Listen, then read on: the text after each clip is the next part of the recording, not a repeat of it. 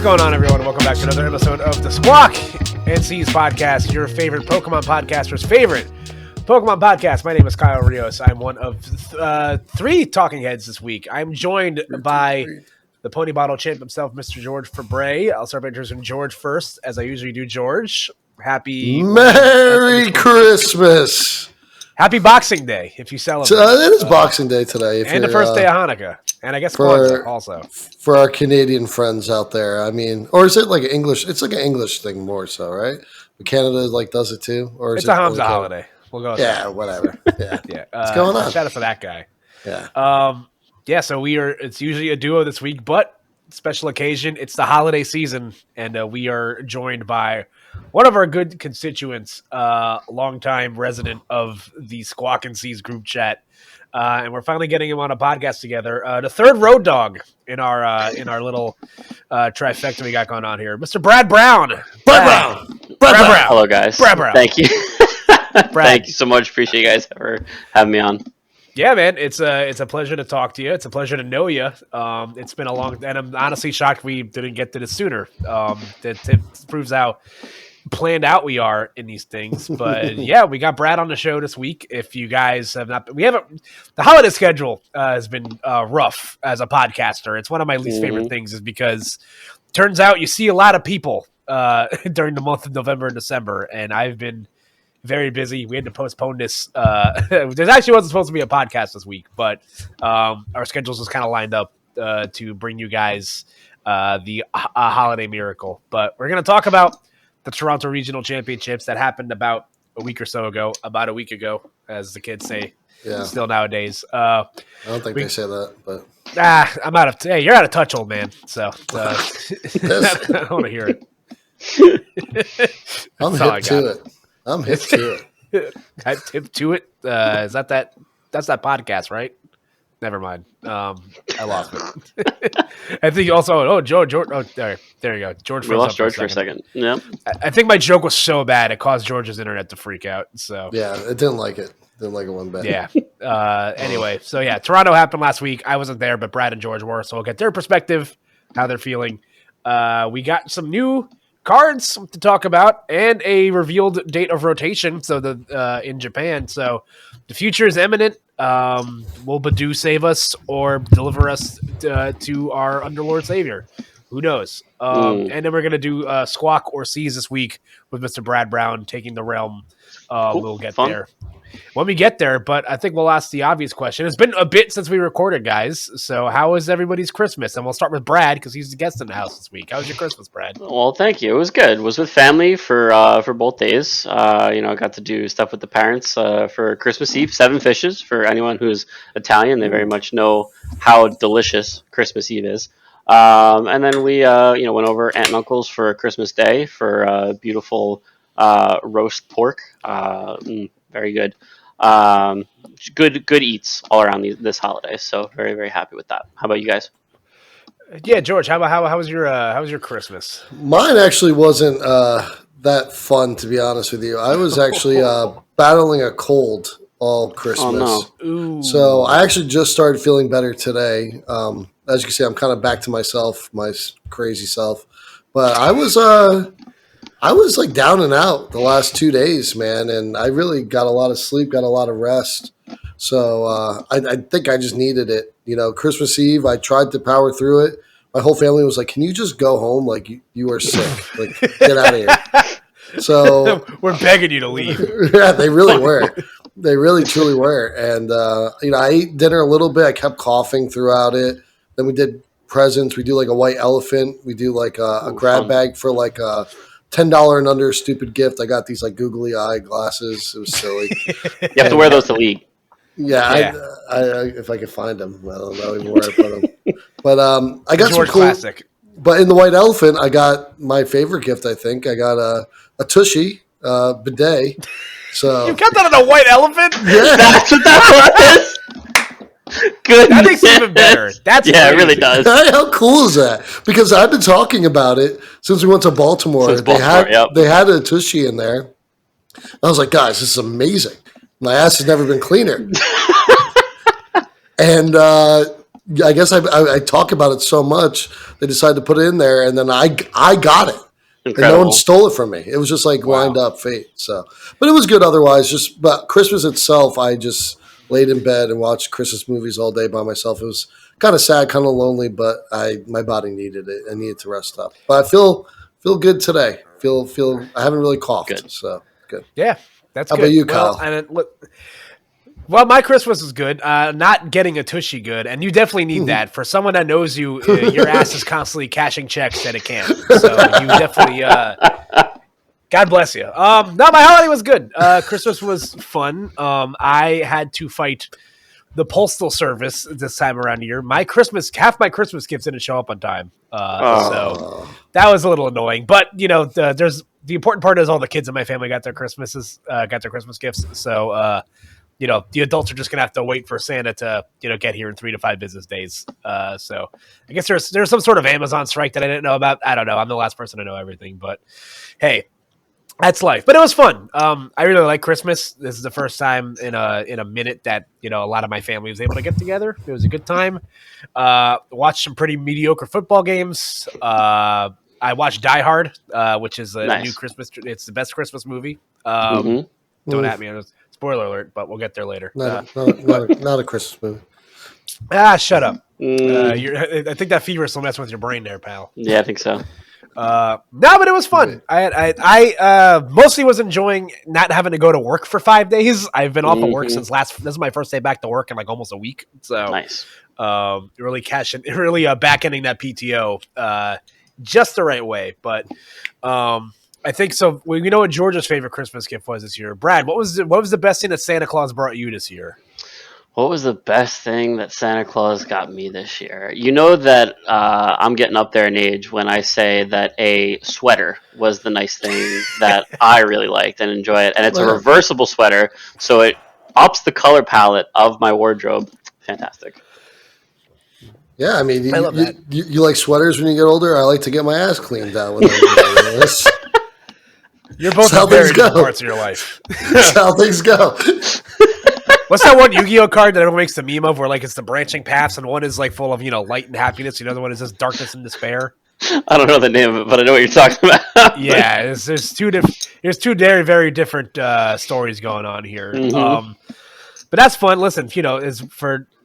What do you get a man that, is a homeowner? You know what I'm saying? So, that's so I'm glad. Probably a tushy, actually. Yeah. It's probably a tushy. I think you could get anybody a tushy. Now I'm thinking about it. I think it was a perfect white elephant present because anybody could use it. Do you have to call a plumber to install that one? Nah, I don't think so. Screw some stuff here, there. All right, don't breach your lease, pal. I'd say the best thing. So, a funny Christmas gift story before we get into the actual meat and potatoes of the podcast today. I had a very fun experience this Christmas where I spoiled one of my own Christmas gifts this year because my brother was going to surprise me with concert tickets to a band that we both really like, and then my dumbass ended up buying tickets to that same band without realizing it. Oh, no. Because I bought tickets to go see this band with my girlfriend, and then I found out after the fact that my brother wanted to surprise me because he also likes the same band. And in typical man fashion, we've never once had a conversation about the fact that we both like this band. And so now we're dragging my sister-in-law, his wife, to go see a band that she's never seen before in March. So it's going to be a lot of fun for the whole family. Yeah, it's going to be fun. It's a good time. It's a double date. What band is it? I'm going to go see Lawrence. They are if you're into like jazz fusion bands, they're very good. I like horns. No. We established this in a couple podcasts ago. George doesn't know anything about music outside of his own circle. So I'll go on record by saying that I think George might have hated your Spotify Wrapped, Brad. Yeah, I did. I did hear my section. It was pretty funny to listen to. It was about what I expected from George. Not gonna lie. It's just fun. It was just so funny, just like getting further down the pipeline, and George realizing more and more that he probably made a mistake. He's just like, I don't really know anything. It was very funny. So stuff. It was great stuff. But yeah, so that's a band I'm gonna go see in March. I'm very excited. But I think the best gift I got, I may edit in a picture of this later if I feel like doing some real work tonight. My girlfriend also made me a rug for Christmas. Aw. She made me an ice cube rug. Oh, I saw this on Twitter actually. Yeah, I posted it on Twitter. If you guys haven't seen it, it is literally exactly what it sounds like. It's a picture of it's Ice Cube as a throw rug. She made that? She made it. She takes a rug taking That's class. It's sick. freaking really impressive. Actually, Yeah. you definitely got to show it off then later because Yeah, 100%. I don't have it yet. I don't have it. I've yet, seen them but on like I'll put a Instagram picture and here. I've seen them on Instagram, like people making like custom rugs like that. And here, actually, hold on, could I just do this? I mean, you can. I can also just edit it in later. Okay, whatever. All right, fine. Yeah, it's Whatever. fine. So Just show it insert off. picture It's really here cool. of what the rug looks like. I'm going to put it like right here on my hand. So we're going to make it real tiny and small. So right there. There we go. Yeah, no, it's sick. I'm really excited when I eventually get it. Ice Cube to go. Shout out Block Slider. Good night. I Very miss you cute. every day. Love I keep that thing on me at all times. You just write Ice Cube. Speaking of phones, look what I did.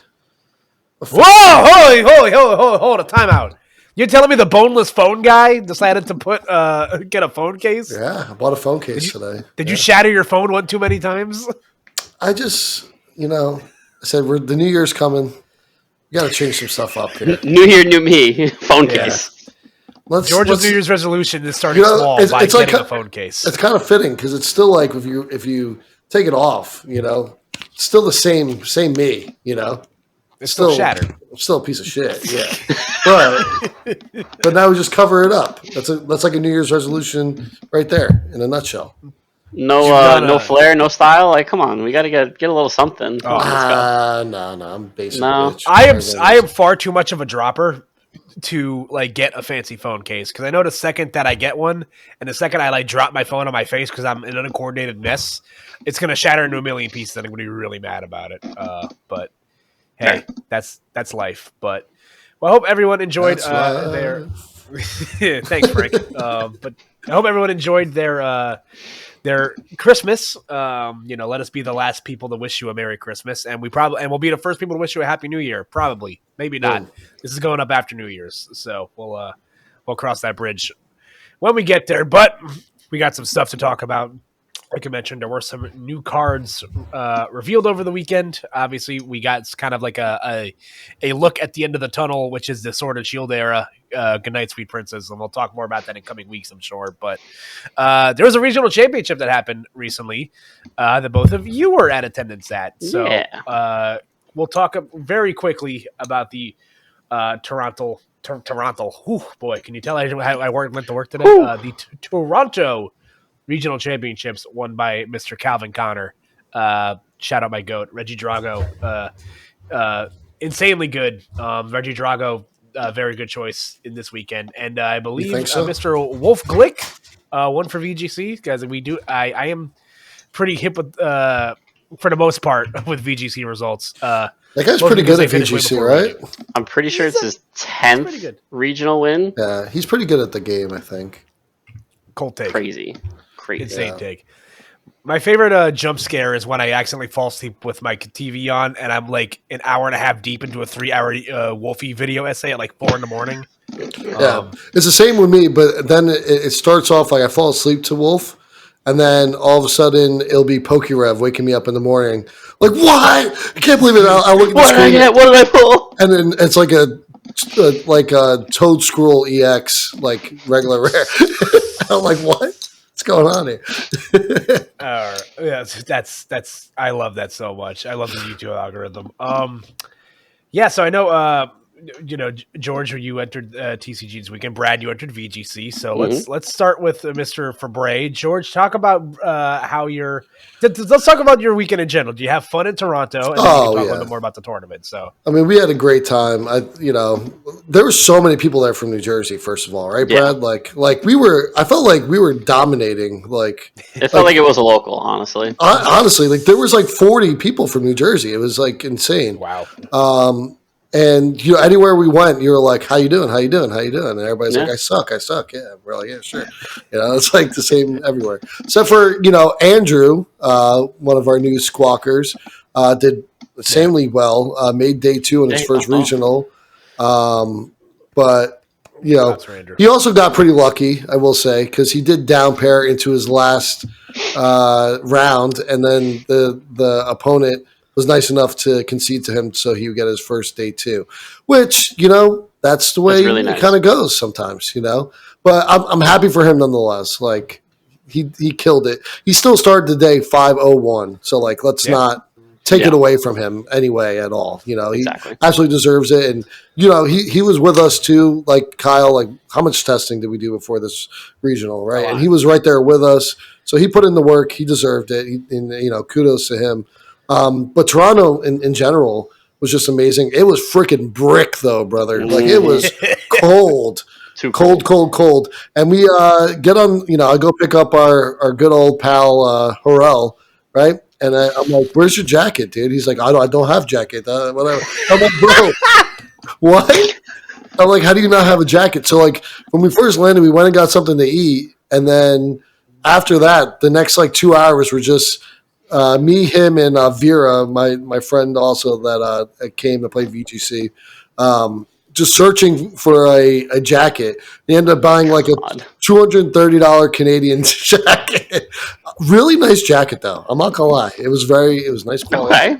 Good jacket. A souvenir that he'll never forget. Honestly, he's gonna get a lot of use out of it. It was and plus it's Canadian dollars, so it's 30% off. And that was the best part of the weekend. 30% off coupon everywhere you go. Because of that is quite literally my favorite part about justifying every purchase in Canada. It's just man, this is $70. And it's but it's dude. I mean, Friday night we went out to go get dim sum, right? At Roll San, famous dim sum place. And the bill's $200. We're like, holy shit. And we had food on food on food. And then Matt's like, yeah, you guys owe me $30 each. We're like, what? $30 each. Well, I tell you, we had 40 plates of food. It was insane. Mm-hmm. We ate so much. I was so stuffed. But yeah, overall, I mean, I could go on and on. There's really not too much point of me talking about it because right before this video, you guys probably already seen it, was our Toronto vlog that I was able to capture some great moments. So check that out if you haven't and you're listening now. Yeah, well, there'll be more details on that to come, like you mentioned. Brad, how was your Toronto experience? I know you entered VGC, so how did everything pan out for you? Did you have a good time? It was technically my first VG regional because first time I entered a major was the Internats for when we went to New Orleans. And it did not go as well as I would have liked. But to be fair, I did not put in the amount of testing that I put in for almost all of my TCG tournaments. So it was kind of more or less what I expected. I was playing a rain team with Archaladon and Pelipper, Basket Legion, a lot of the main rain core that VGC uses. But Wolfie decided to bring back an old favorite in Polytoad. And I was so, I was happy, but also upset. I was like, man, I wish I could have known something like that ahead of time or been as smart as him to bring something like that ahead of time because I love Polytoad. Polytoad is a big reason why I wanted to run Rain. But sadly, the event did not go in my favor. I think I got 2 wins. Well, Brad, I got a question about that because I'm starting to learn a little bit more and more about VGC as you're getting into it, talking to you about it. Mm-hmm. Then I'll say I have a friend that's playing it now too, and then I think Hamza is actually going to get into it for NIC as well. Me. And doesn't Wolfie whenever it's a no legendary format always bring Parasong Polytoad? I know there's some kind of meme that goes around where it's Paracon something. I think Kyle's smiling. He might know more than I do, but I've been seeing something along that. I don't know. I know that he's won in the past with it, but the VGC era is fairly new to me because when I first wanted to play VG, it was probably 2000 before I started playing cards. It was 2016, 15, and it was the ORAS meta, so Mega Ruby Alpha Sapphire, and I just didn't have any of the megas or any of the legendaries to be able to compete. So I was like, oh, you could win more money playing cards. Let me play cards. But that's did a little then, did a little 2019, and this is the first time I've really actually gone in and looked at everything in terms of paying attention. So I'm fairly new to the VGC scene. Yeah, from the videos I've seen from the like, whenever the like legendaries are out, he uses a Parish Song team, and everybody's always like, "Can't believe he's playing Parish Song," and then he gets people with it every single time, and it's just It's like, it's very reminiscent for TCG fans of the Night March deck. okay, That always came back. It was just like, oh, are people playing the one card counter in Karen? Yes, we're not playing Night March. Are they playing it? No. Okay, we're playing Night March. And then what happens? Night March wins whenever Karen's not around in the meta. So it's the same kind of logic that carries over from game to game, which is both cool to see and annoying to see at the same time. yeah, maybe United Wings when There you go. format rotates Nah, will be a that's thing trash, again. brother. What are you I don't talking know. about? By Brad's topic, there it makes sense. Night March always comes back. It's called United Wings nowadays. It's a much different time then. When the maximum damage you had to do was like 180, and now you got like bros looking you down with 300 HP. It's like, yeah, all right, whatever, man. You also have that one. What's the card that tosses it from deck to discard? That was you could have a 4 of back in the day when Night March was a thing. Oh, Battle Compressor. Yeah, that one. That card. Yeah, Is well, insane. that card's also back. What in Blender? Blender. It's a one of. It's back. Broken. Back. I will say I got to give a big shout out to the script writers of Toronto, though, to be able to fully realize Wolfie Con Perish on live stream was very funny. I don't think there will be a meme funnier than that. And Perish Song is cool. Yeah. I'm into that sort of strategy. But you kind of alluded to a question I wanted to ask you, Brad, because as a first timer on the podcast, we usually like to ask our guests this question: How did you start competing as like you said, you primarily played a lot of the TCG, before kind of pivoting harder into VGC the last year or so. But like, what's your story with how you started really getting your feet wet with competitive Pokemon? We know, but for the people at home that don't know, let us know. So to go a little bit further in depth, when I couldn't continue or didn't feel like I had enough resources to continue in VGC, I decided to keep going with TCG.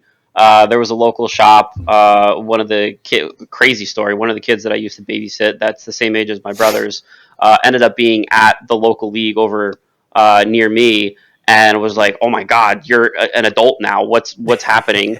And just kind of reconnected with him, played cards, and that kind of got me to go more. And then the people there were just like, "Oh, you're actually like you're picking up pretty well. You should play this deck." And they gave me Tapu Bulu, Vikavolt words.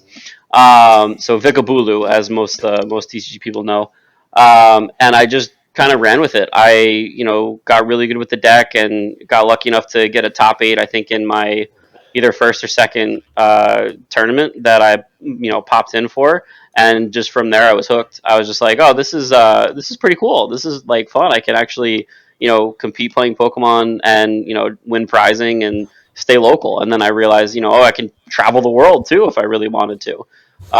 So I just kind of continued to go from there, and ended up meeting a lot of cool people like you guys, and just continued to just have fun playing Pokemon and keep going. And I really did want to jump back into VG, but man, this weekend after the Cup and playing Raging Bull, I kind of want to come back to TCG. So I don't know. We'll see. But the competition, I'm very much a competitor at heart, and as someone who played sports in high school a little bit, but not really too much, finding something that I could actually succeed at. I am a shorter gentleman. All the short kings out there. With height not being a limiting factor, and this being as I could go as hard as I wanted to in it, and win and do well. It was very what's the word that I'm looking for? Alluring. I don't think that's the right word, but it was very something that I really, really wanted to do, and I had a lot of fun doing. There you go. Yeah, no, I actually feel that a lot as someone that played sports growing up, but like was never of the physical stature to like actually like make, I eventually would hit a ceiling with that. Mm-hmm. I think that's where I kind of found that outlet in like esports in general. That's why I've been competing in fighting games for the last like 10 Yep. years because nobody gives a crap about how tall you are, but then me being as employed as I am became a problem. It was easy when I was a 20-something-year-old and like I had a dead end job I didn't care about. Now I am very tired when I get home from work, so that's why cards kind of fit better into my old man schedule. But that's very inspiring stuff. It's funny you guys say that because I have the opposite problem. I was very good at sports growing up, and I suck at this now. So, you're all right, George. Didn't you just win today? Yeah, but it wasn't real. Everybody was come on! This guy. Yeah, look at this guy. Forget about it. I was every single time I went to go do something, Harrell would be like, "No, no, no!" And I'm like, "I'm going to do it anyway, bro. Shut the hell up." Man. Well, that was actually a lot of fun today. That was a lot of fun today. I was far too employed to do any limitless tournaments today, so sorry, guys. But we definitely got to do more, and I think it could be a thing where if Rob can set them up, maybe like get some listeners involved, and we could do like a weekly, maybe, and I don't know, maybe turn this thing into a thing. Someone that is going to a regional within the next month or so. I got to get my reps up because I'm going. Yeah, I was just going to say, so sorry, not to cut you off, but like, no, you're good. So I know you're thinking about playing Reggie Drago, right, to San Antonio, right? It's hard to ignore it. It's very right, good. and that's what Harrell and I are going to play, right? So if we look back at Toronto and we looked at, we kind of alluded to it earlier. I did play Charizard with Trolley, which I was practicing, testing for months upon time. I felt really good about it. It was a horrible idea. Everybody was playing Reggie Drago. And we kind of just came to the point where, like, we kind of been talking about this a lot. Like, it's not hitting Lugia levels yet, like single strike Lugia levels, but it's pretty damn close. Like, you're either playing Reggie Drago or you're losing. I think it's not even single strike Lugia that's the problem. I think you're talking about like, whatever. Like when Lugia was like 25% of the meta. That was bad. And I think I saw someone post a stat where like I think this is like Reggie Drago's like 5th regional championship win, I think. I don't quote me on that, but it's getting close, man. Silver Tempest might go down as one of the most as one of the best competitive sets of Pokemon of all time. Yeah, you don't really think of it like that either. It was very front loaded with like how good Lugia was for a long time, and people forget that Reggie Drago was straight memes when that card came out. Like you brought that to a local, you're getting laughed out of the building. And that was back when like your best attacking options were like Dragonite V and like that one Altaria card. You didn't really have great options, but like I think Dragapult. Yeah, go ahead. Yeah, Dragapult and Ogerpon really unlocked this deck in terms of like what it's able to do, and you saw it here. I believe there is 1, 2, 3, 4, 5, 6 Reggie Drago in Top Cut at Toronto. Shout out to Cal Connor winning in the mirror in what was essentially a coin flip for $10,000, which was absolutely insane stuff. So that's why I wanted to bring up too, because like we talk about Silver Tempest being such a great set as well, but like I think Astral Radiance, the set before, is when Gudra came out, right? Hisuian Gudra? Yes. I think so. That's when all the Hisuian cards came out, I believe. And like that's the best card in the deck. Arguably. I think Dragapult's the best card in that deck, personally. So. I mean, if you look at it now, the meta is Reggie Drago, right? Like you pretty much have to play it. So the mirror is probably the biggest matchup, and the best card in the matchup is Rolling Iron and Hisuian Gudra. It's the best attack. Yeah. So like, but I do agree, like Dragapult EX obviously propelled it into being a thing, but then people weren't playing the Gudra for so long, and now that you're playing that, and then you add the Alolan Executor from the last set, it's like you have nowhere to hide with this deck. It's like, you want to play all basics at the end of the game? I'm just going to flip a coin and I'm just going to knock one of them out either on the bench or in your active. Like, what do you, like? I don't know what people are supposed to do. Like when I was playing it today, I was misplaying so bad, missequencing everything. And it's just like, they're just cracking up everybody in Discord because they're like, this guy just never gets punished. It's not just me. It's just the deck. It just doesn't punish you ever. Yeah. Yeah, it's interesting because I just went through the regional before for Sacramento. And two of the 5 Reggie Drago decks in top 8 did not have Gudra. So, I mean, like, this is just something that kind of happens, right? Where it's just like, when a deck is so prevalent and so good, it does. Do the other decks around it have the tools to be able to take it on and to beat it, and are they prepping for it? So like it felt like it was prepared for in Sacramento, at least from my outside view, because I wasn't really looking too closely. So correct me if I'm wrong. But that's why I'm assuming Miraidon and Goldango were the top three. And then when people were looking at those decks, they're like, oh, okay, those are the decks that we now kind of have to keep a closer eye on, not necessarily Drago mirrors. Then Drago flips on its head and says, okay, no, I'm going to come back and I'm going to, be prepared for everything that's coming and be able to take over. So it's like seeing what you think is going to be most popular and what to prepare for, and whether or not the top deck can handle that or not. Yeah, I think the Sacramento definitely played like heavy into a lot of people's minds. Obviously, the top, finals was a Miraidon mirror. Now, granted, a couple of those games were like kind of brickfest. I think it was John Eng's game he played on stream. He started in game 2 after being down 1-0. He starts Radiant Charizard, attaches and passes, and then he just gets he gets the doors blown off, which happens against Miraidon. And I think Miraidon does have a good puncher's chance against Regidrago because you have the opportunity to hit really hard on the first turn of the game. And then again, you see this ebb and flow happen every couple of sets when something comes out. It's like, okay, when Miraidon rises in popularity, that increases Charizard's popularity because that deck historically struggles against Charizard.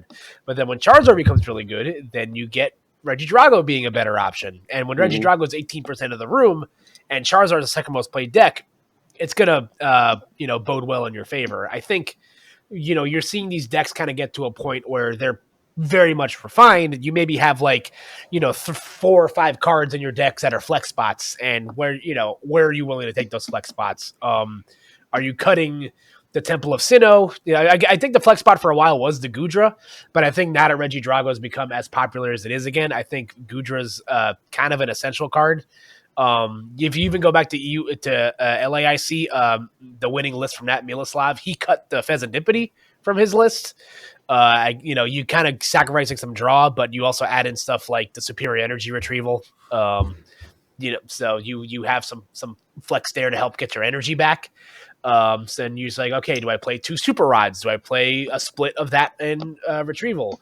Do I start cutting Temple of Sinnoh now? Which again also spins the equation another way, where if Miraidon socks are down and Regidrago socks are up, then Lugia unfortunately becomes a much better option again. Yeah. And if all and I feel so bad for Kieran Farah, finished in 9th place in asymmetrical cut.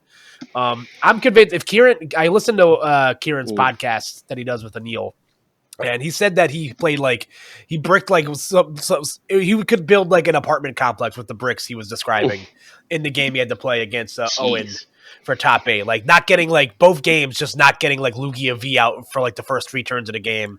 Just unspeakably bad games. And I truly believe if Kieran won that asymmetrical cut game, I think he might have actually won this tournament, because I think all the Regidrago lists except Calvin's list cut Temple of Sinnoh.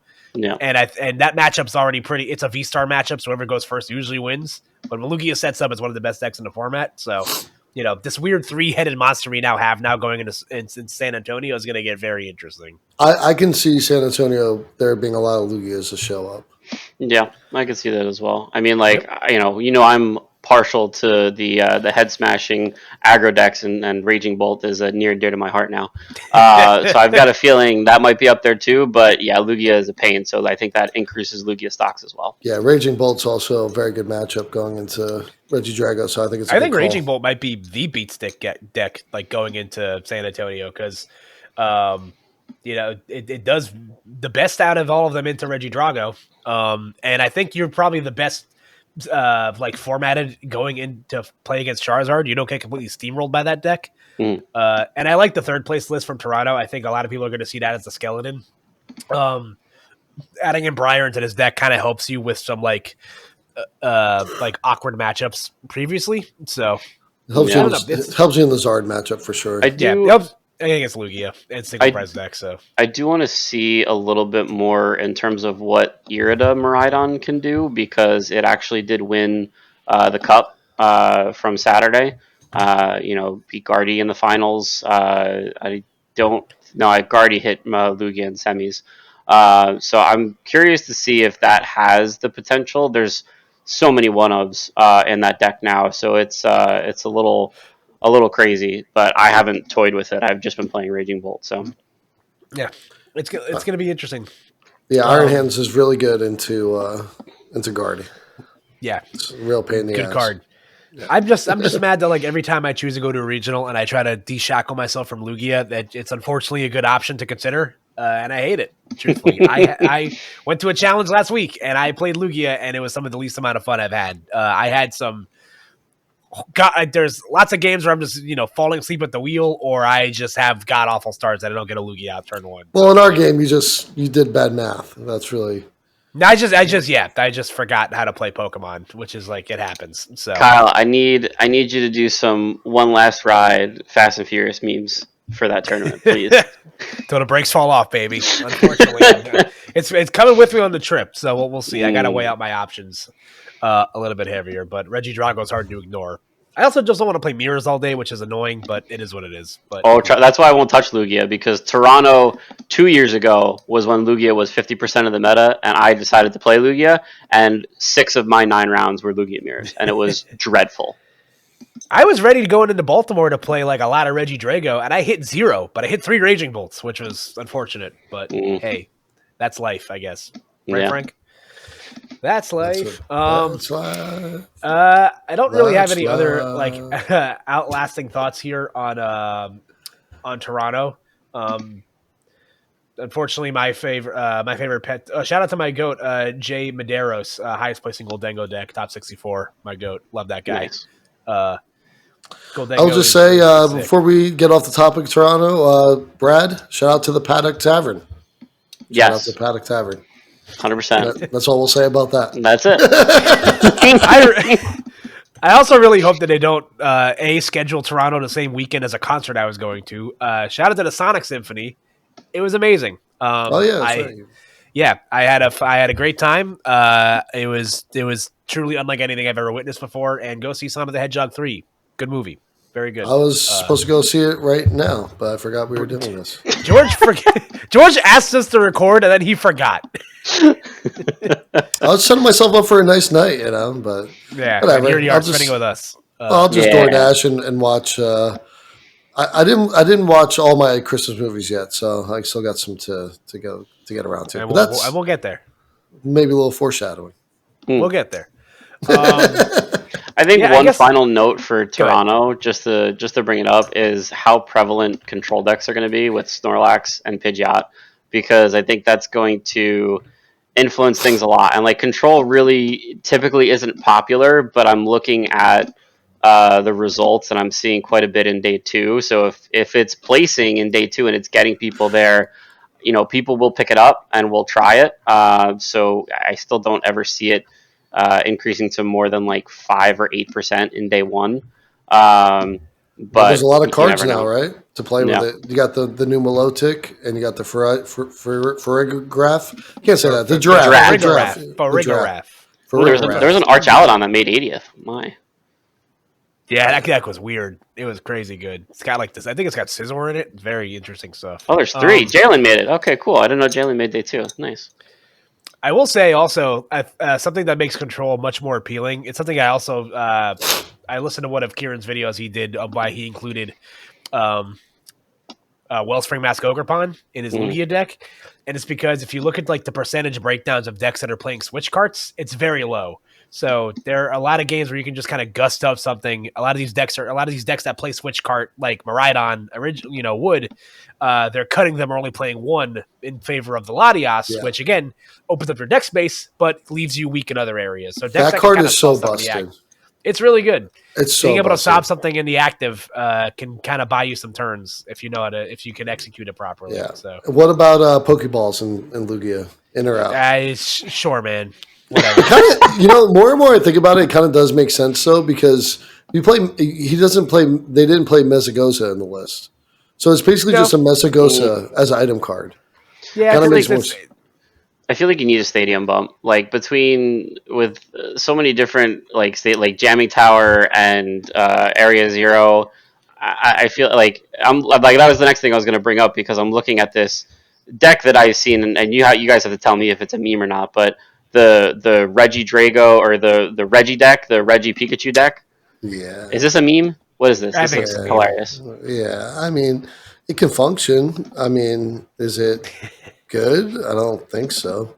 Because what happens after you bump Area Zero and then you just like completely get stalled out? You just You Yeah. literally lose screwed. everything. You Lose literally everything. lose.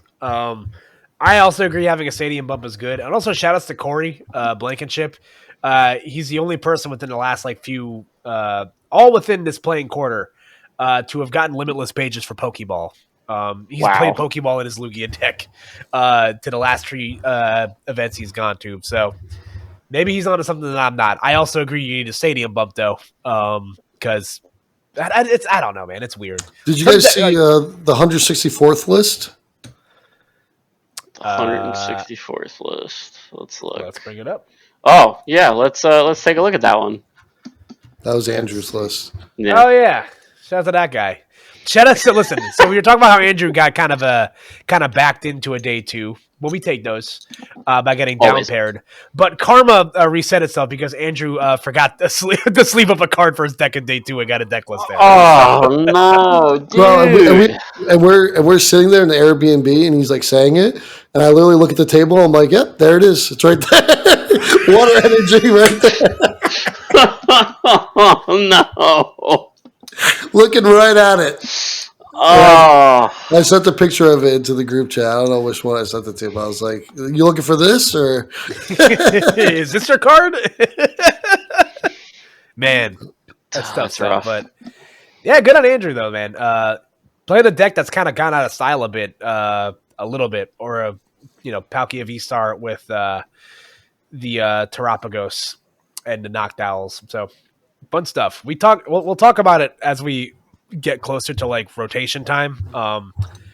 Palkia V-Star definitely in the conversation, one of the best cards ever printed. We'll have to give these. We're gonna have a jersey retirement ceremony for Lugia in my apartment after rotation. So everybody stay tuned for that. You're all invited. okay. Before we get to the Squawk MCs, I do want to talk about, like we mentioned, after the we basically got the news of when rotation is happening in Japan at the very least. There was the Osaka Championship League this weekend. Which is its own conversation to have. This is the first legal tournament for Badu that item locks for free. That card is going to be in a lot of stuff because it's just item lock historically. Very good at the TCG. So that was won by Arcaludon with Dialga. Ancient Box got second. So quite interesting stuff. Japan lists are funny because they just kind of throw cards together. There's a They're Dragon best Ball of one, Goldango. right? Yeah, they're best of one. And there's a Dragon Ball Goldango list here. Like, there's some absolute junk happening on my screen right now, and I hate it. But one of the biggest things that we got revealed is that they revealed some of the first cards from Japan's next set, Battle Partners, which is going to feature the return of Owner's Pokemon. I can send you guys links on Yes, Pokebeach. please. I will send it to Brad right now on Discord, and George, I'll send it to you right now too while I talk about it. Yeah, so I believe rotation is going to happen in Japan in January, I believe, is when it's happening, because Japan releases their sets in like 2 mini sets. Then they become part of our bigger set. So these cards and Battle Partners are going to be part of our Journey Together set in March. So which means that that's probably going to be when our expected rotation is going to be. So we got the reveal of some cards in the set, which feature the return of Owner's Pokemon. 2 of these, we kind of had an idea of what's going on. We got En's Pokemon and Lily's Pokemon. But if you could take a close look at the pack art here, you'll see that there is Iono on there, as well as Hop. So, interesting stuff to think about here. So I figured we can talk about some of the fun stuff here. We got a reveal of a handful of cards. Do you guys see the article? Yeah. Yes. Thank you. Okay, so I think let's start with I think what everyone's most excited about, which is the Ends Pokemon. We got the reveal of Ends Zoroark EX back at Worlds back in August. Everybody freaked out when I saw a trade Zoroark back. I'm sure it brought back memories for Brad. Oh yeah, from back in the day. So ends so End Zoroark EX has the Night Joker attack, which for 2 darkness energy, you copy the attack of one of your benched Ends Pokemon. So once we got to reveal more Ends Pokemon, this is exciting stuff. And I think Ends Darmanitan is the first one that we see here. It's got 2 attacks, backdraft for 2 colorless, does 30 damage for every basic energy card in your opponent's discard pile. And for fire colorless, you do Darman Cannon, which is a sick name for a move. Does 90 to the active and then 90 to one of your bench Pokemon. You have to discard all the energy for that Pokemon. So rest in peace, Moonlight Shuriken. This is just worse, Moonlight Shuriken. So you got George. You got any thoughts? Right away about Ends Darmanitan? I mean, it seems like they're expecting Ceruledge to be very good, right? Because I feel like this counters that exactly, right? Because if it's 30 damage for each of your basic energy cards in your opponent's discard pile, that's like one way. Like, hey, Ceruledge, like I'm just gonna go right back at you with that. The Raging Bolt probably pretty popular too, right? Raging Bolt always having a lot of decks that like to discard energy. Goldango, right? So like obviously discarding energy in next format is going to be pretty obvious. Where this attack for colorless. I mean, the way I look at it, like always, I guess it doesn't really matter. You're never using that as an attacker. You're going to use Zoroark, right? So. I guess you could attack with it still by itself if you need to attack for fire weakness. But yeah. But I think overall, I mean, what's the other one? The Reshiram? Yeah. It's not really that good unless you put a lot of damage on your like Zoroark and you're using it that way. And then you have a 170 just to do 170, like a base, kind of like a Genesect would, do a 210. You're kind of just doing 170. Crazy. Because like that means that you have to now OHKO Zoroark EX. Otherwise, you're just like because like it's for 2 dark energy, right? So you're never really attacking with the Reshi or like you could maybe attack with the Darmanitan itself if you needed a single prizer, which is good. But you have the I don't even want to say the name of this card. The item card for N. Yeah, I know. We'll get there. Because like my first instinct was when you're talking about looking back at cards. The old Zoroark EX was you attach a single energy card, which was double colorless, and you swing. There was no -20, so you didn't have any downside to it. It was just a special energy, and it was just one card that you needed in order to attack. And you're like, okay, now it's for 2 dark energy. It's a little bit nerfed. It's okay, but now you bring in this item card where now you just need 2 cards to attack in a single turn. So a bare Zoroark is always a threat, and that means that you can't tap into it with Reshiram. You have to OHKO it, otherwise it's still a threat from your opponent. Yeah, I just thought about that too, Brad. So like you just said it's a worse Moonlight Shuriken, but with counter gain, you're doing Moonlight Shuriken for 1 dark energy. Yep. Yeah. Counter gain is crazy. That's kind of busted. I think a lot of it, it's kind of easy to look at a lot of these cards right now and like not really like gauge how good they're going to be because we don't know what else is coming. We know what we're losing, and we're losing a lot of the OHKO stuff in the format outside of Raging Bolt. Raging Bolt's going to, and I guess Ceruledge. Again, if any of these decks that might get the chance to kind of stretch your legs a bit, those decks might come back in popularity. So, being able to so maybe rage attacks come back into fashion because not everything's going to be one-shotting you. Mm-hmm. So powerful rage might become a better option. But I think, like we said, the big thing that comes out of these end cards so far is the unfortunately named Ends PP Up, which is Energy Accelerant, which is number one. Whoever named this card, I hope this is translated. I hope it's just the translation and that they change it to something else, please. This person should be fired into this line. Well, but that's what it's called, like in the games, though. It is, up? But there are a lot of times when the translation's incorrect, especially as like somebody like me that you guys know. I love to proxy cards and love to test things pre-format. So like I do this all the time, where it's like I see the name and I'm like, oh, okay, that's a cool name, and they change it, and then I'm upset. Now I'm in the reverse. I want this name changed to something else, please. Yeah, people forget that Cypher Maniac's name before it got translated was Cryptomaniac. So yeah. And then turns out the Cryptomaniac got involved in a rug pulling scandal, and we haven't heard from him ever again. Oh, I'm sorry, it's a wrong audience, but we'll get there. I think this is the biggest card to be revealed out of this so far because this card's going to exist in a format where Dark Patch is rotating, and we don't know if they're ever getting that card back. So I think Ends Pokemon having built-in energy acceleration is very, very good. A And card this is you why can play Badu four is of in very your good. deck. It's huge. That's very, very good. Yeah. And I think I also love that they're like really restricting you in how you can use these cards. I think it's going to kind of introduce like very interesting deck building. A fun deck we like to talk about a lot on this show is Torterra EX. It kind of forces you to kind of like play, you have to play that deck with grass Pokemon to really like maximize its potential. I just thought of something too, though. If you're playing this with Dusknoir, you can just go turn 2, Rare Candy Dusknoir to the active, counter gain 1 energy with Reshiram on your bench and do 300 damage to active. Yeah, and you can use it under Badu Counter- too, right? Because counter game's not an item anymore; it's just a tool. I guess you couldn't do that with Badu because you had to play Rare Candy, but. Yeah, but you could manually evolve into it. But yeah, if you turn 2, I guess you could still do 220 you with get a Dusclops. You can just evolve in a Dusclops and pop it. So. Yeah, Dusclops, Pop then Badu, still do 220 for 1. And this card is it's gonna be the meta. Like there's it's gonna be everywhere. There's gonna be a gold card over it. It's gonna be crazy amounts of money. Where this is, we're used to this, right? We'll see. I think this is interesting stuff. I think as we, there's still some other Ends Pokemon to be revealed. I think the Ends Purloin is a card that was in the trailer. Ends Kling Klang is another card we can look. And there's Ends Sigilyph here.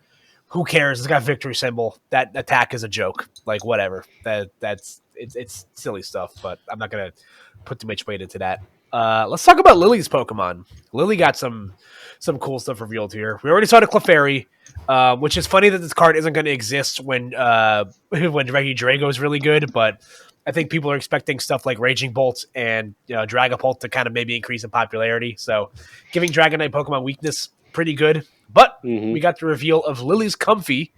I think the most interesting thing about this card is that for a 1 colorless energy, you can Flower Call. You can search your deck for any number of basic Lily's Pokemon and put them onto your bench, which is cool. Then you get Lily's Pearl, a tool card where if your Lily's Pokemon, your active Lily's Pokemon is knocked out by damage from an opponent's Pokemon's attack, your opponent takes 1 less prize card. So very interesting combination of basic Pokemon search and grief. We didn't really get much from Lily's stuff. There's very clearly another Pokemon trainer in here that we haven't talked about yet that got a little bit more shine alongside N. But you got any opening thoughts here on these other cards from Lily, Brad? I think Jamming Tower is going to be a huge card moving forward, not only for this, but just for other stuff too. Like it's already a good card in terms of shutting off Charm. Charm doesn't rotate, does it? Bravery Charm, no, that doesn't rotate. Yeah, so that's going to be sticking around. Other than just the initial, you have setup with Comfy as well as, being able to use the tool to either say the Comfy doesn't give a prize, or you can, just reduce it for another thing, fade out 30, put something up into the active. A control deck could very well come out of these Lily support cards. So it's very interesting to see what else they're going to print. But yeah, that Clefairy is nuts. Yeah. I was just going to say, I wonder how this is going to interact with Gardevoir. Is this going to help re-resurrect Gardevoir again? Because I don't really see how Gardevoir is going to last. It probably should because it's such a powerful card. But there has to be something that goes with Gardevoir with Lily. I think that's one of those cards. I think Gardevoir is one of those cards that's just it's always just going to have to retool. I don't think that card's ever going to be bad enough to where it's not good enough. I think you just have to you're going to see as we talk in coming weeks of cards coming out, there's going to be a lot of cards that didn't really get their fair share to shine because there are just other better versions of those cards. So there's a version of that card on here that we haven't talked about yet, but I think Reverum is going to see an uptick in play. Because you lose Radiant Greninja and you lose Curlia. So I think decks are able to discard energy and draw your cards, those are going to be pretty good. I think we're going to see how Gardevoir survives. I don't know. I think you're just going to see that deck play a lot more rare candy and stuff. So there's definitely some room for improvement there, but we'll get there as we get there. I think the Clefairy definitely is an interesting wrinkle. I saw someone post something online where it's like you combine Clefairy with the Pearl and Legacy Energy, and then you have a 2-prizer that gives up no prize cards. Yeah, which is it's pretty crazy. Yeah.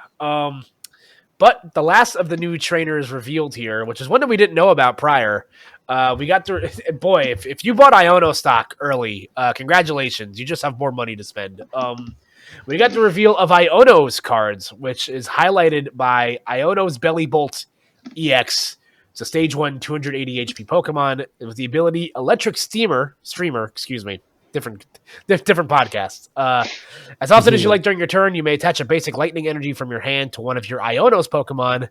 And then for lightning, colorless, you do Thunderous Bolt, 230, can't attack your next turn. We got the reveal of Iono's Kilowattrel with Flash Draw. You must discard a basic lightning energy from this Pokemon in order to use the ability. Once during your turn, you may draw to you have 6 cards in your hand.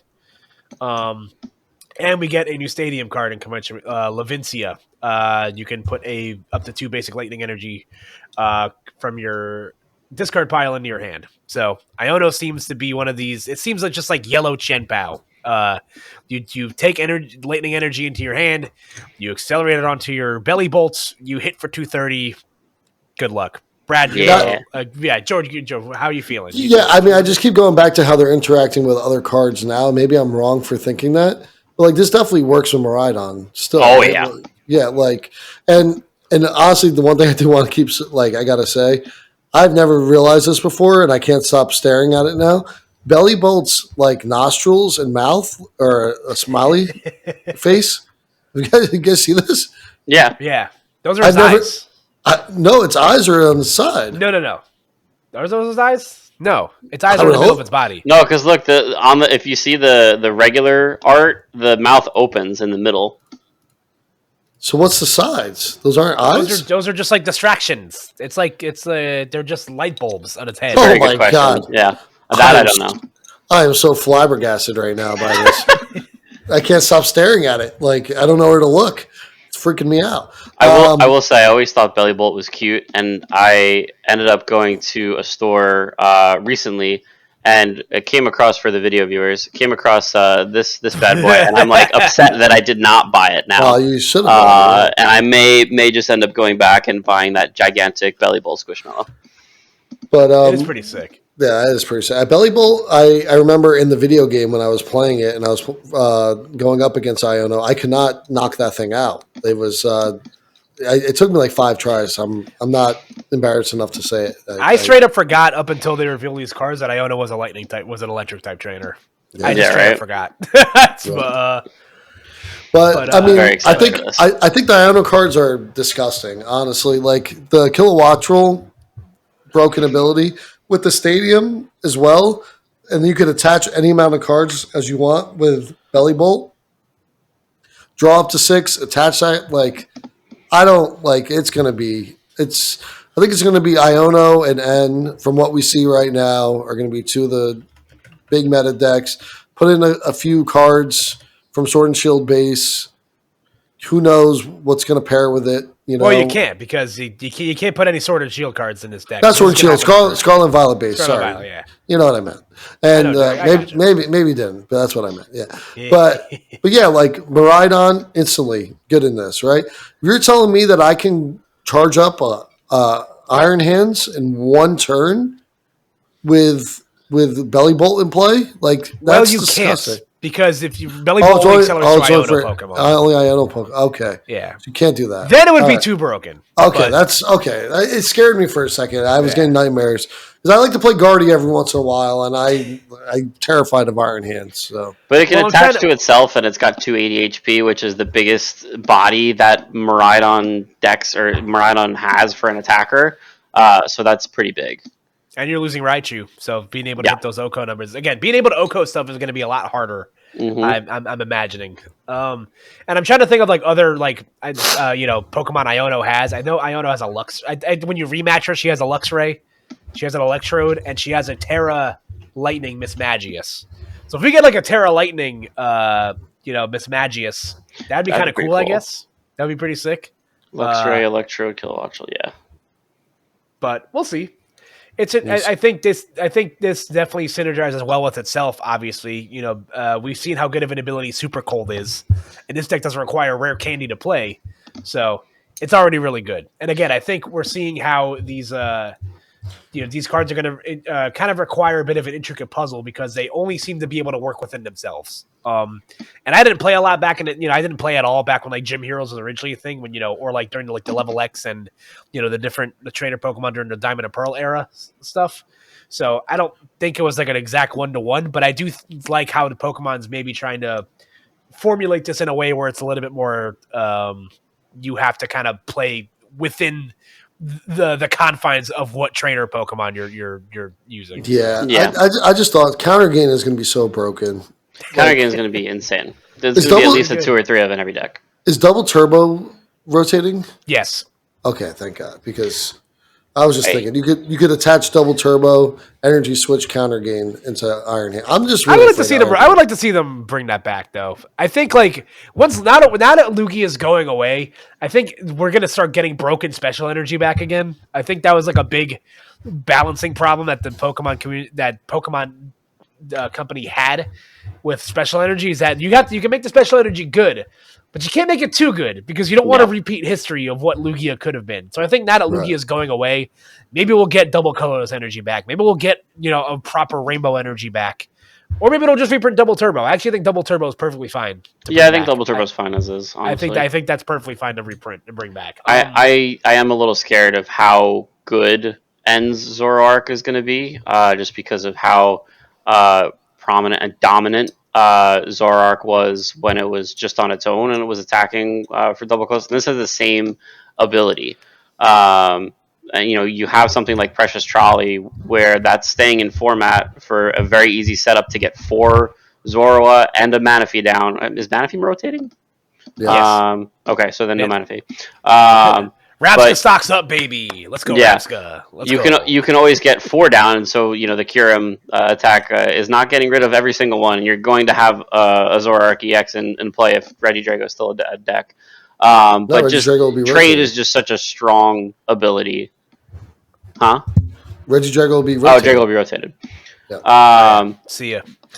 So then you're definitely getting set up. You could play Trolley and Zoroark EX. That's what's so funny about like talking about this. So like we're just thinking like right now the current meta, like how these cards would be broken right now. And we're like, but wait, it's not going to exist with that. So like that's the they know what part. they're doing. They know what they're doing. Yeah. And also, they definitely know what they're doing in terms of printing money because we're getting more Iono art rares. The Iono's Wattrel and the Iono's Belly Bolt are getting, art rares. So congratulations, Iono fans. You just continue to keep spending money. Mm-hmm. And I'm excited to see what else we get. Obviously, as the weeks go on, we're probably going to get more cards of these revealed. There was the hinting of other cards that we're going to get maybe within this set, which include Arvin's Mabosstiff, Ethan's Pichu, and I'm sure what Brad's very excited about, Misty Psyduck. Yeah. Which for anyone that does not know, Brad is a you like Psyduck, right? Yeah, just a smidge. Just a smidge. Yeah, I'm excited, man.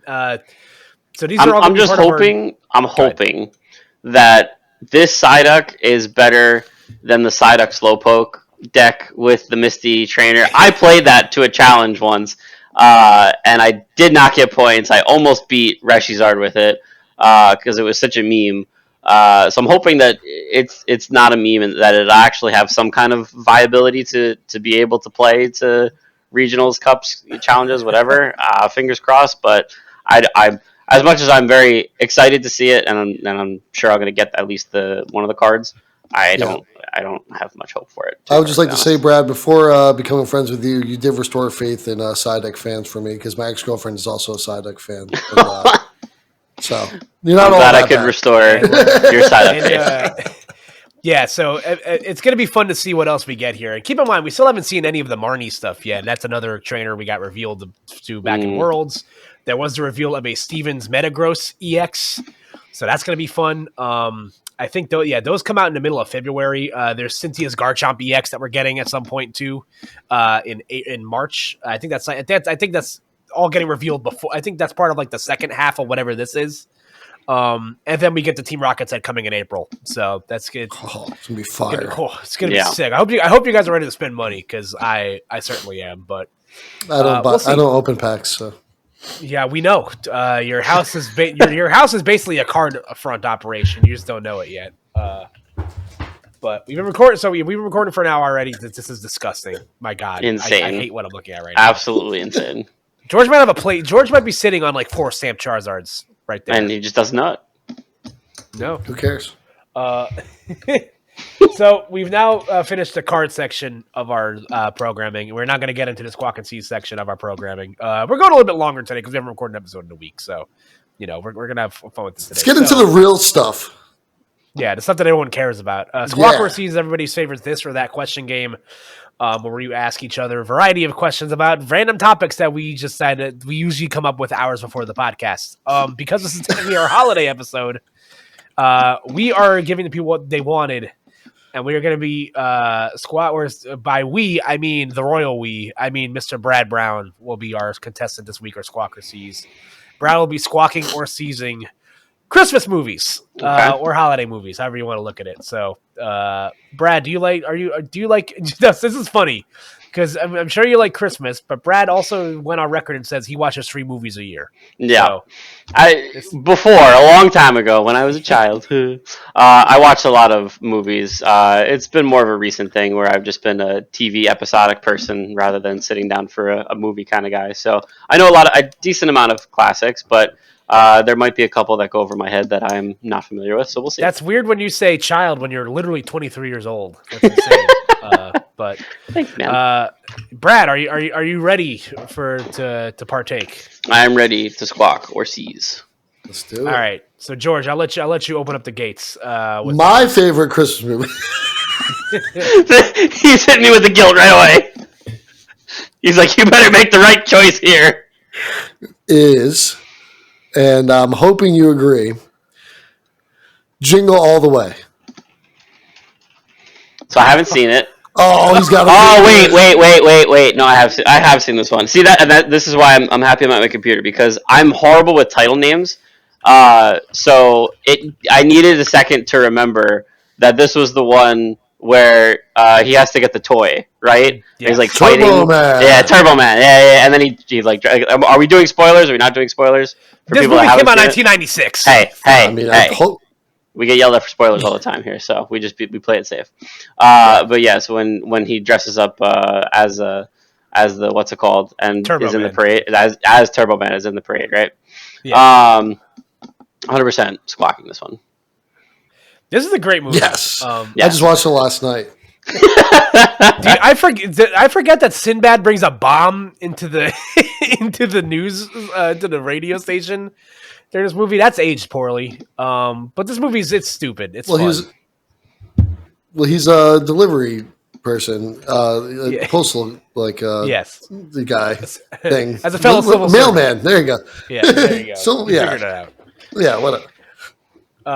Fun movie. That was all the rage in the '90s. That there was always bombs everywhere. That's why it was a joke.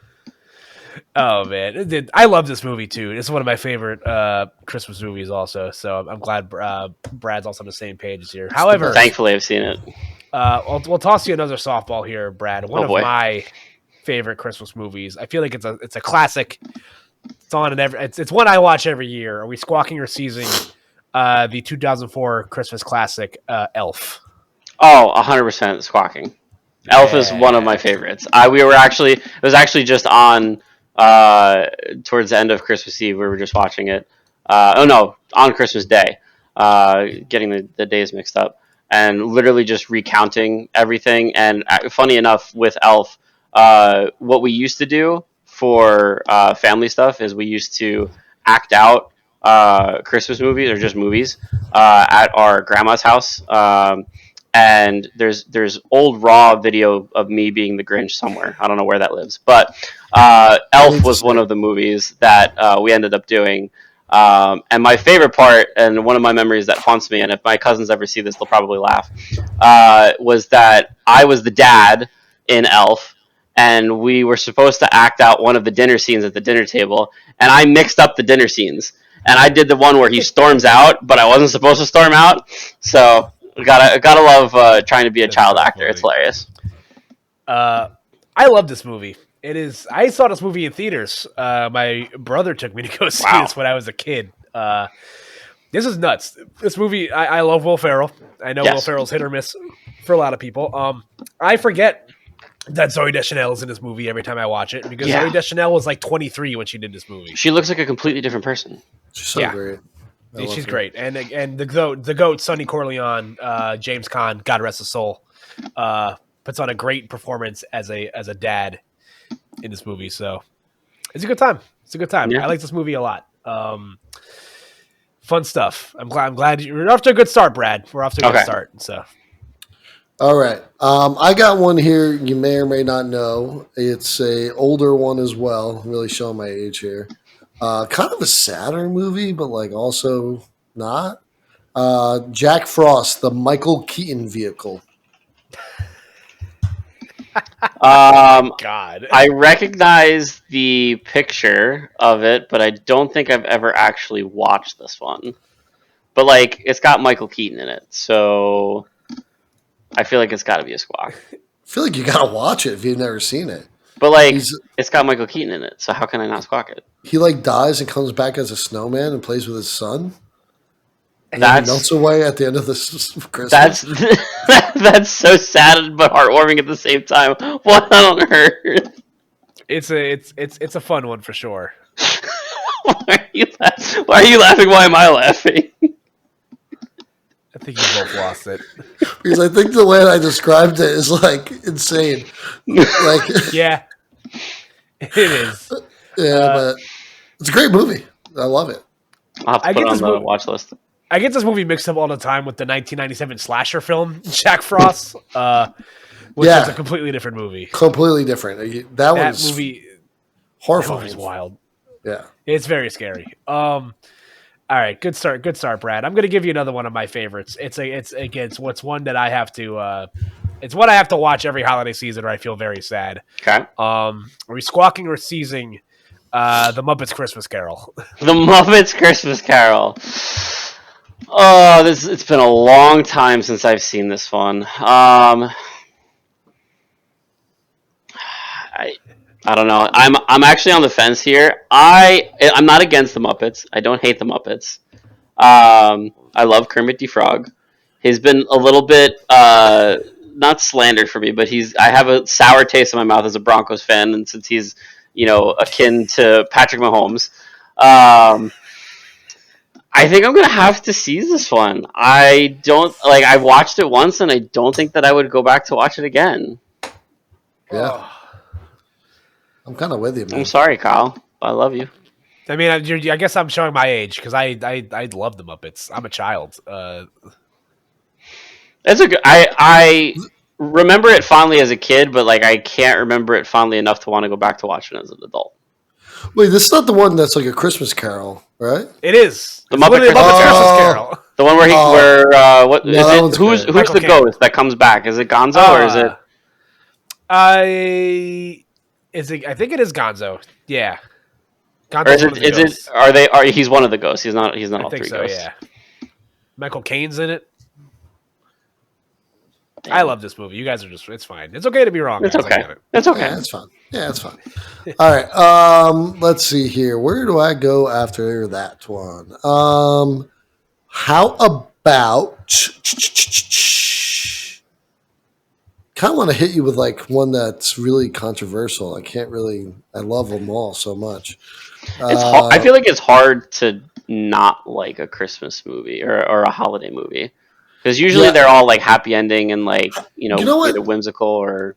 I got one because I don't like this one. I'm gonna flat out say that first. I'll give you my opinion, but like it's such a classic that like people would shun me for saying it. Okay. Miracle on 34th Street. Wow. Have Hot I take. seen this one? I mean, I think Is the everybody question. has. I Everybody's don't had think I've to. seen this one, no. Really? Yeah, no. Really? I like it. It's fine. I don't have like an actor to sway me one way or the other here, so I think I'm gonna abstain from voting on this. Yeah, one. it's boring. You shouldn't even watch it anyway. Well, I mean, it came out in the 40s, so I mean, it's tough. So, like, this movie's literally older than dust. So, Damn. it's fine. It's of the time period. You're not missing much. So. Okay. It's like how like Elf is like the East Coast Christmas movie. Like Miracle on 34th Street is like the Midwest Christmas movie.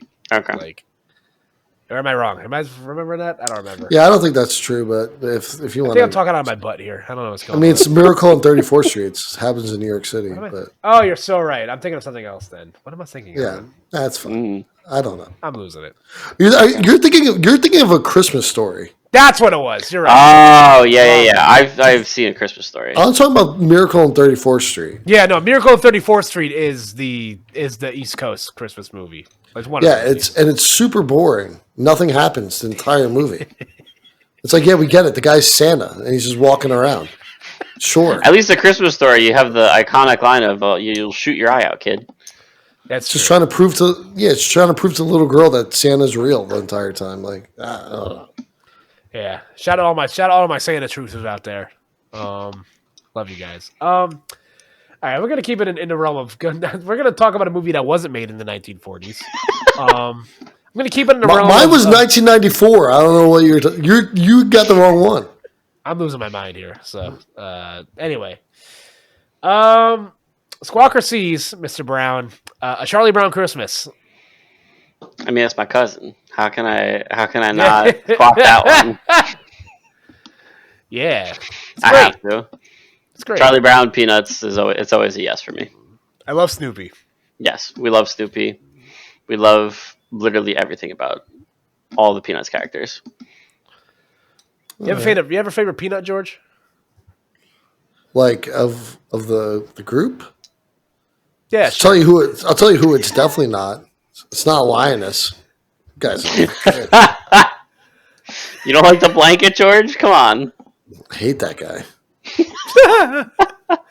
Gives me the heebie-jeebies. All right, let's get back on track here. All right, you do one more. I'll do one more. Then we'll Yeah. things up. So And then I have one for the both of you. okay, deal. perfect. Home Alone or Home Alone the series. I'm gonna get a lot of flack for this one. I've never seen any of the Home Alone movies. Oh! Wow. Are you joking, man? Tough So- crowd. I've seen clips. I know what they're about, and like it actually came up yesterday. We were just kind of like watching part of it, but I've never sat down to watch any of them in full. Based on my knowledge of them, I think I would still squawk them from what I like clips I've seen and my understanding of it. Because I actually genuinely want to sit down and watch them, and I think that I would still enjoy them now. I feel like they still hold up. Definitely the first one at least. Like the other, like 2 and 3 are like fine, whatever. Home Alone, the original. If you've never seen it, Brad, that's what you're doing tonight. Like you have to watch it. You have to watch it. It's Great movie. Like it doesn't matter what time frame it's in. Like you could see it happening at like any single time frame, and it would still be hilarious because you're like, this could still happen today. But like leaving your kid at home, Yeah. really? Yeah. To go on vacation, you don't realize until after the plane has taken off. You've like, come never on, seen man. the movie, so you don't understand how it happened. They have like 11 kids. Exactly. Little Macaulay Culkin got lost, man.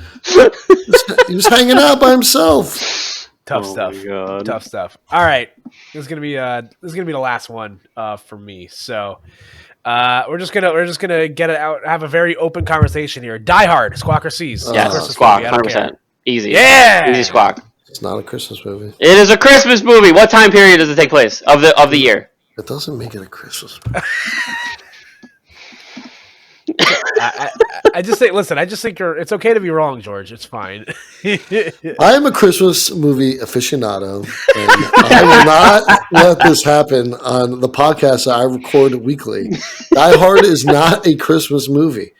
I don't care if it was Christmas time, snow is on the ground, whatever you may have it, does not bring Christmas joy for all to see and for all to hear. So it is not a Christmas movie. Is Harry Potter a Christmas movie? No, it's not. It's not. It had nothing to do with Christmas. All right, I have one for the both of you, and this one's a childhood favorite. This one always comes back up in my mind, other than Elf. And it's weird because it's a sequel. It's not the original. Like, I think the original is okay, but for whatever reason I like this one better. The Santa Claus 2 Tim Allen movie. Ooh. Oh, Squawk and all. I love all the Santa Clauses. Yeah. All the Santa Clauses are great movies. Yeah.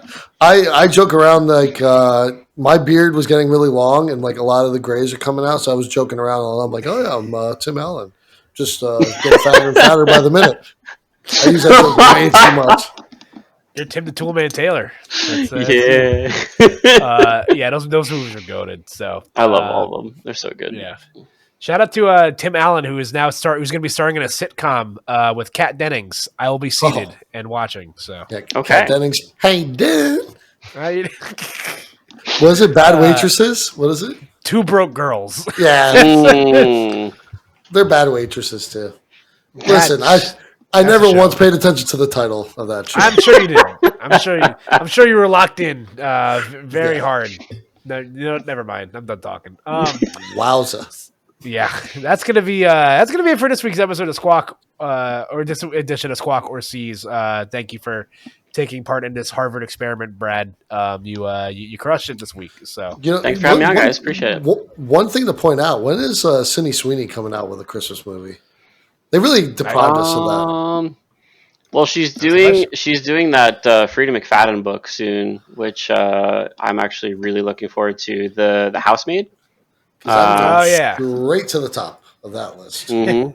There's so I actually read The Housemaid, and George, you definitely need to watch it because there's a scene where they have her go out for a movie in a very specific fashion. You need to watch it. I did watch it with one of my ex-girlfriends. I can't remember which one at this time, but I fell asleep during it all the time. So, shout out to the Sabrina Carpenter Christmas special. Maybe I'm talking about something different. Yeah, because this movie hasn't come out yet, George. This is in the works. What's the show then? Something? No, it's a book. It's based off a book. Oh, I'm thinking of some kind of Netflix series that's like something Housemaid or something. Yeah, it might be something different, but yeah, don't worry about what I'm talking about. You had it. Shout out to the Sabrina Carpenter Christmas special. That was a fun watch. Sabrina Carpenter. Big fan. Please. Don't hurt yourself, big guy. That's going to be it for this week's episode, folks. So, Brad, thank you again for joining us during your very busy schedule. We appreciate you hopping on. And love you, Brad Brown. Yeah, love you guys. Thanks again for having me. Also, don't immediately leave. By the way, we have to still have to set to record that. So, should have mentioned that up top, but it's fine.